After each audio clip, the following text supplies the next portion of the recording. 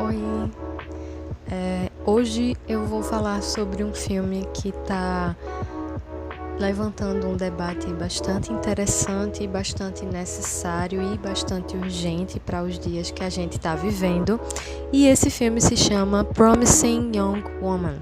Promising Young Woman é o primeiro filme da Emerald Fennell, que ela é uma diretora, roteirista norte-americana. Ela trabalha já em séries para televisão, mas esse é o primeiro longa-metragem dela e tem como protagonista a maravilhosa atriz Carey Mulligan, que eu creio que muita gente deve conhecer do remake do Grande Gatsby. Promising Young Woman, a história é a seguinte: a gente acompanha Cassandra, ou Cassie, que é interpretada pela Carey Mulligan, numa jornada de vingança no nome da sua melhor amiga Nina. E isso não é spoiler porque tá logo no começo do filme e em várias sinopses.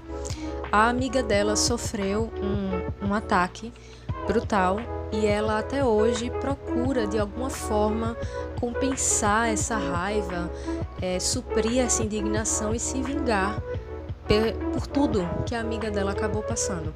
Então o que é que ela faz? Ela muitas vezes vai de noite, tarde da noite, para vários clubes e finge estar bêbada ou finge estar meio alta e espera para ver qual é a reação dos caras, e a partir daí ela toma as atitudes que ela achar cabíveis. A Cassandra é uma mulher que já tem 30 anos de idade e para os pais dela, pelo menos a forma que isso é mostrado, ela parece ser um fracasso. E aí vem uma coisa interessante, que o título do filme é Promising Young Woman, o que seria, numa tradução livre, Jovem Mulher Promissora. Ela era uma jovem mulher promissora e teve a vida completamente abalada por conta desse acontecimento com a sua amiga. Promising Young Woman trata muito das agressões sutis, inclusive, que nós, como mulheres, enfrentamos. Em vários momentos do filme, o filme acaba mostrando pra gente vários tipos de homem que a gente pode pensar que são caras legais, que é o estereótipo, inclusive, que a gente chama na escrita de nice guy, que em tradução livre, cara legal. Porque fulano é um cara legal, fulano é um cara de boa. Quando, na verdade, essa personalidade de ser um cara legal, ser um cara de boa, na verdade, não seria uma fachada, porque são realmente pessoas agradáveis, com um papo legal, mas que lá dentro as mesmas intenções, às vezes maliciosas, residem. Então, talvez não sejam caras tão legais assim.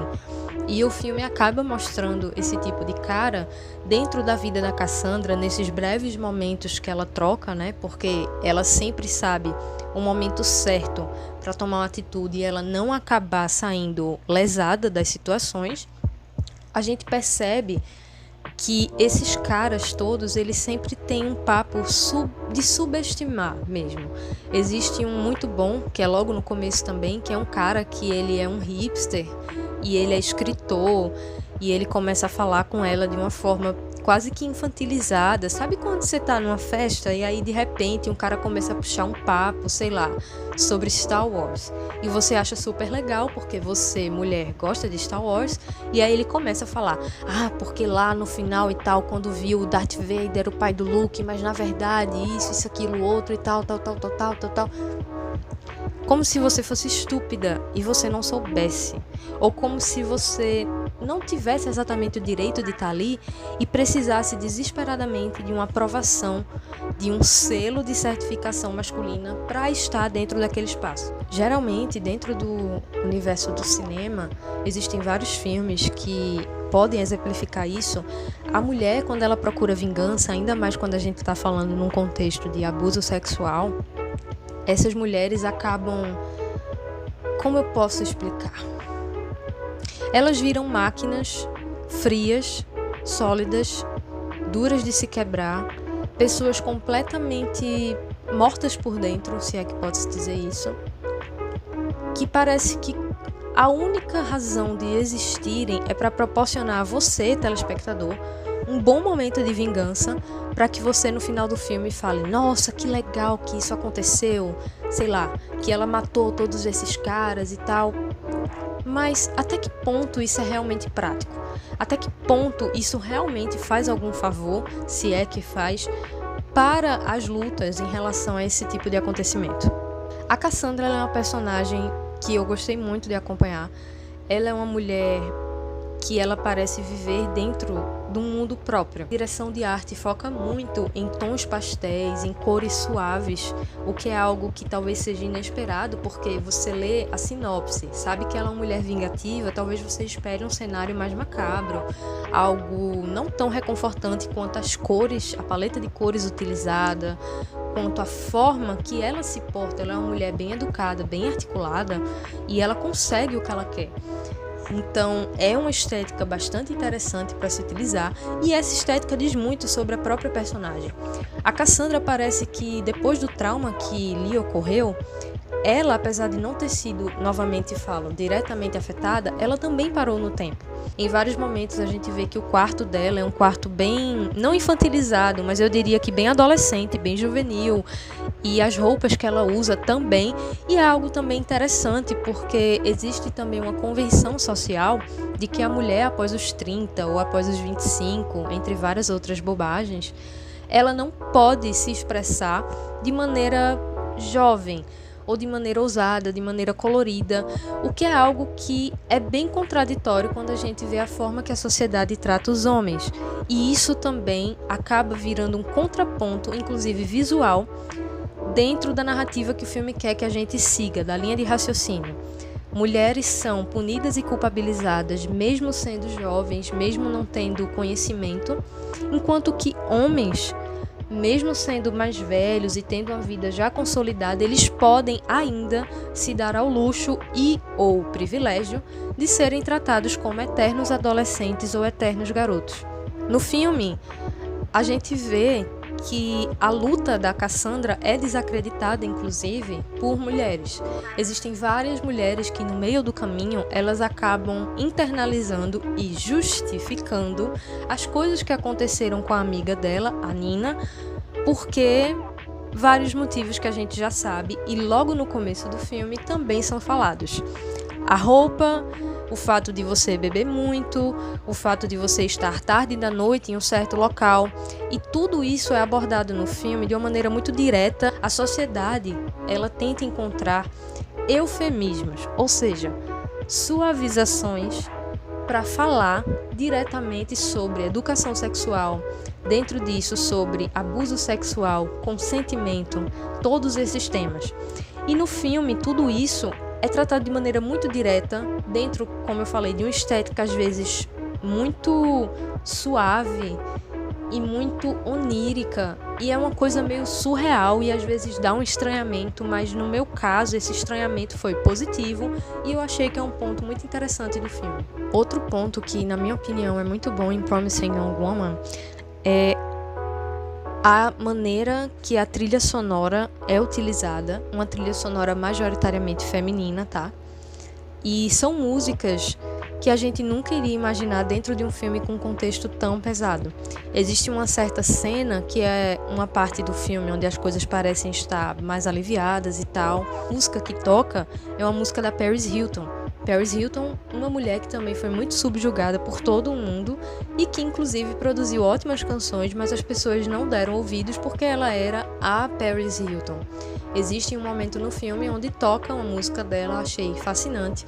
Existe um outro momento do filme onde utilizam Toxic, da Britney Spears, que inclusive é mais uma mulher da indústria que também é subjugada, atualmente renegada, né? É uma coisa incrível perceber como essas músicas encaixam tão bem, não só pelo ponto de vista de letra, mas como ponto de vista de melodia, dentro de uma narrativa que seria tão pesada, mas que acaba sendo extremamente efetivo. A escolha de cores e a maneira de captar tudo isso ficou muito interessante. A Carrie, todas as roupas dela em cena são roupas que contrastam com o ambiente quando ela tá dentro das missões dela, e quando ela tá no mundo dela são roupas que quase se morfam com aquele ambiente que ela constrói para ela. Então, um ponto super positivo e agradável esteticamente. Novamente ressalto que essa estética, na minha opinião, é revolucionária para um filme desse tipo, porque você não espera assistir um filme de vingança com estética tão agradável, tão confortável, eu diria até bonita e, de certa forma, fofa, de se ver.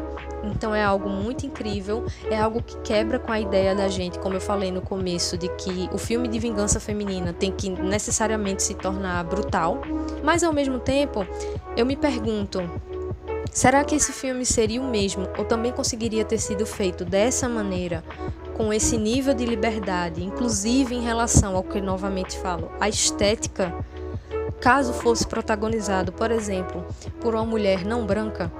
O filme inteiro, ele tem mensagens interessantíssimas, ele obviamente é extremamente válido, mas ele é centrado numa pequena realidade, a pequena realidade universitária branca de alta classe dos Estados Unidos da América. Então você tem ali um recorte extremamente específico, apesar das motivações da Cassie serem universais. E o motivo pelo qual ela comete as suas justiças serem também universais. Ela quer justiça para mulheres, para Nina, sua amiga, e de certa forma isso que ela faz, assustando e amedrontando possíveis predadores, ela acaba defendendo várias mulheres. Mas eu me pergunto o que poderia acontecer ou como esse filme poderia ser conduzido caso não fosse essa o nosso pano de fundo, não fosse esse.